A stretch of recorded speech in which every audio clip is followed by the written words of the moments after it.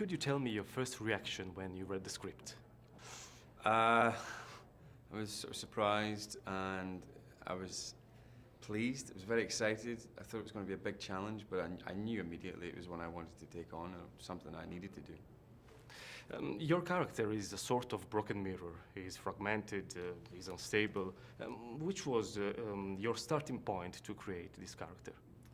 Really, figuring out who Kevin was, who was the original sort of the source personality, and that was important. But then after I'd sort of figured out who he was, what made him, and what had happened to him in his conscious life, it was then figuring out the reason that each and every other alter ego came into being.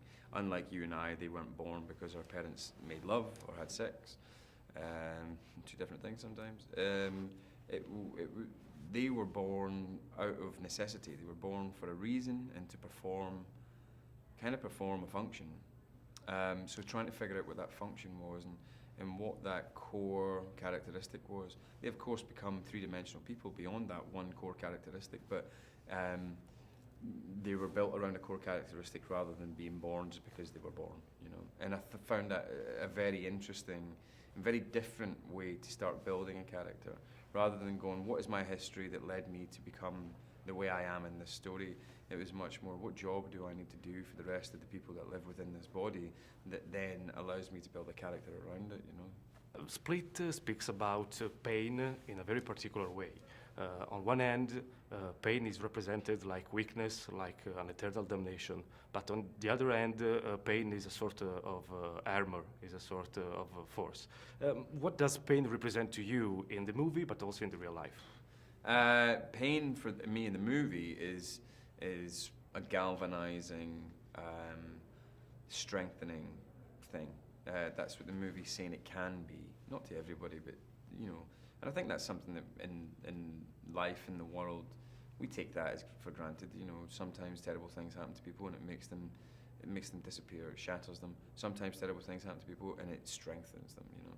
So this film argues that the latter is true and is really important to kind of get a hold of.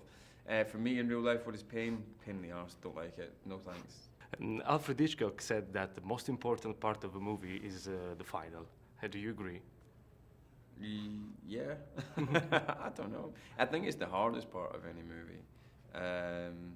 You know, quite often you'll get a script and the first 2/3 are like, yay! And then you go, come on, have you got it? And you're like, 9 times out of 10, the last third just doesn't hold up. I think the final third of this movie really delivers, and yeah, I'd agree with him. You know, you want to walk out feeling like it was all leading towards something, you know. The character you have played more often than Charles Xavier in X-Men has a strong mental power and physical disability. In Split, on the contrary, each character reflects his mental state on his body. Could you describe this change of perspective in your work of acting? I don't know, really. I don't know. You play the character that's in front of you, and the fact that the mental state of the characters that I play in this movie affects their body so profoundly is just a fascinating element in the character, and it's a fascinating element of what actors do, where your mind is affecting your body all the time. So there's a crossover there, but it's just the same as usual. It's just the fact that, you know, on every job I have to play a different character. On this job, it was just the exact same, except I had to play 9 different characters. You know, so.